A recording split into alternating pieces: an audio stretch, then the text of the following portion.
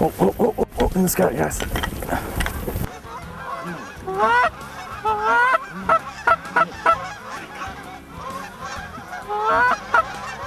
Take him.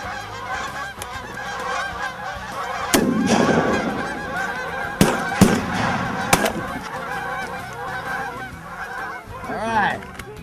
Well, Rob, we had a great hunt today. Yeah, with some good hot action, pretty much 15-minute intervals. It seems like they knew we were waiting for them today. We got started a little bit late on the setup. The light wasn't real good on the camera with the first flights that came in. Yeah. But we ended up harvesting 10 geese, so there's a couple golf course owners are happy right now.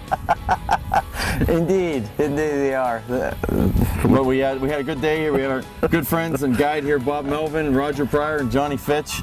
And we're up in northeastern Ohio, like we said, hunting a cornfield that was just freshly harvested. And I'm real anxious to see how Jeff Crystal prepares these things. Yeah, hopefully he'll be able to handle this, do like party size for us, preparation. I hope he's ready. But we're going to have a catered event for us. Yeah, catered event here. We got Goose, plenty of 10 goose. different ways. Yeah. A lot of people don't like the taste of goose, but I'll tell you what, I like to cook them in a crock pot, put them in with a little French onion soup, and just let them cook in the crock pot till they start to fall apart. Yeah. Another good way to cook them is put them in a crock pot, mix in barbecue sauce, pull it apart, and you make like a pulled pork sandwich. I heard that's good. Pulled goose. And I got another one too. I slice it up, I cook it in a wok or skillet, cook it like Asian style. A little teriyaki A little sauce. teriyaki and a little soy sauce. I tell you what, some peppers and onions. Ooh, man, is it good. And sometimes what I like to do is just breast them out. With a smaller goose like this, there's an awful lot of meat on the breast. Not very much goes to waste, so I usually breast these things out. Yeah. So I'd say our setup worked, fairly well today, and we had a lot of geese come by, swinging by. We did a lot of hard calling.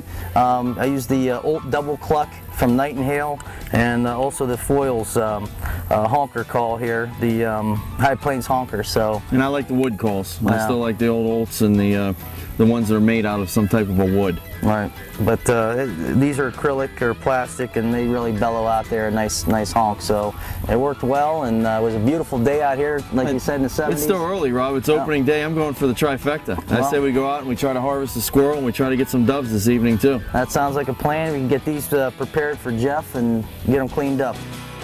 This Outdoor Icon Show factoid is brought to you by First Metropolitan Mortgage.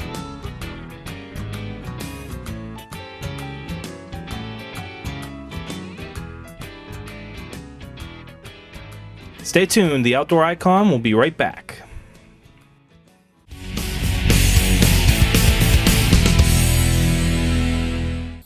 Okay, we're going to show you a little bit of how to Prepare and clean the animal before it makes it to Jeff Crystal or makes it to your favorite grill or chef or wife or whoever's going to cook it for you.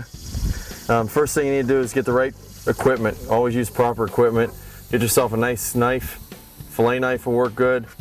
A sharpening stone. You want to use the best stuff for it. Another thing that I like to use a lot are these shears.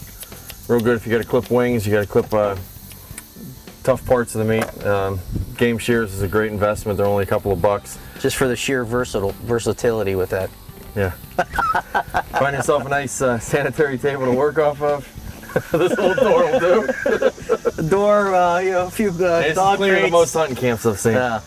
Under a nice big oak tree or maple tree maybe. Yeah. First thing we're gonna do is we're gonna breast these things out. The underbelly of a goose, it's like armor. I mean, they're feathers, but this will stop a lot of BBs. This will stop a lot of shot. It's pretty thick. You want to pluck the feathers all the way down to the downy layer. You want to try not to rip the skin.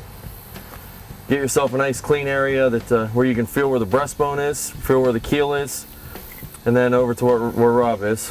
So over here, I actually did a little different technique than, instead of plucking that outer layer, I actually sliced up, kind of like the old taxidermist technique that I used to do when I did a little Well, that's what I want to do with this, but to be able to cut through the feathers, I plucked first. I went under, actually I kept the blade up, faced up and went underneath and then brought it up and then started gently, slicing it back here. Now we're going to go in here and make the fillet cut. And it's just like, doing a walleye or something like that. You find that breastbone in the center and you work the blade along that bone and take it on down. And then just kind of follow the, I guess what would that be then? The rib cage? Keel. Yeah. Yeah, down in along the inside of the sternum. Yeah, the sternum coming down. I'm not, anatomy 101 here of a goose. And you take it down, you end up getting some of the muscle that actually controls the wing, but it's mainly all the breast.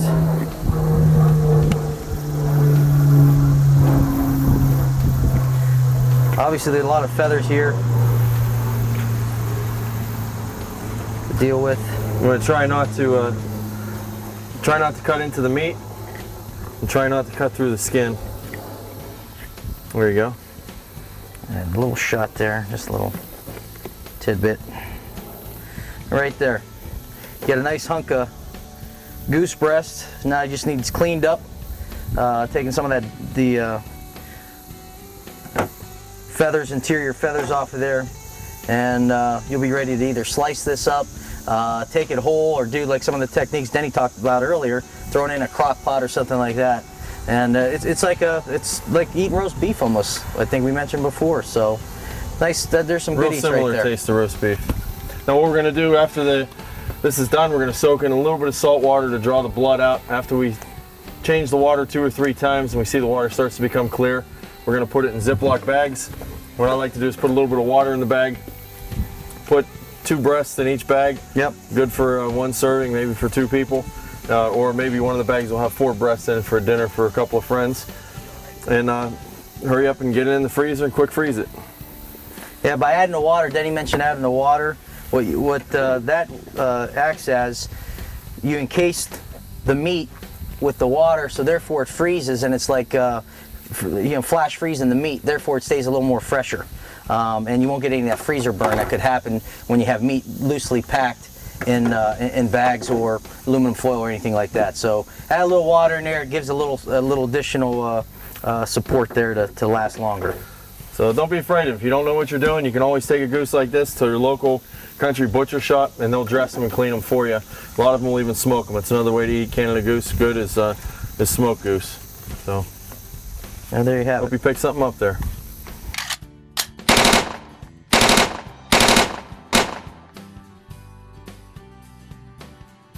This week's Outdoor Icon Tip of the Week is brought to you by First Metropolitan Mortgage.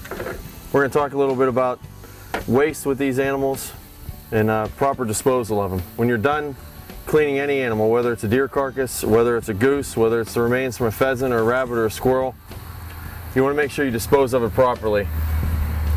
Double bag these things, put them in the trash for the local sanitation department, or take them out and bury them. If you have a big chunk of property, don't just throw them in a roadside ditch. Don't take them out to the country and dump them. Neighborhood dogs will end up dragging them off, doing something that ways with them.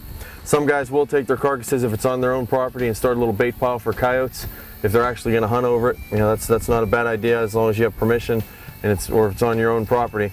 The other thing too, with the meat, on the inside of a goose breast or any type of bird, there's a real thin piece of meat that's closest to the inside of the sternum, or closest to the backbone. That's the tenderloin.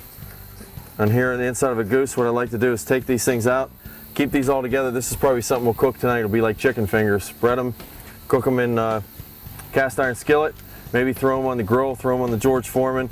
These will cook really quick. They're very, very tender, goose tenderloin. So make sure you save that part of the meat when you get in close and you take the breast off. That's this week's Outdoor Icon Tip of the Week. This Outdoor Icon Show factoid is brought to you by First Metropolitan Mortgage.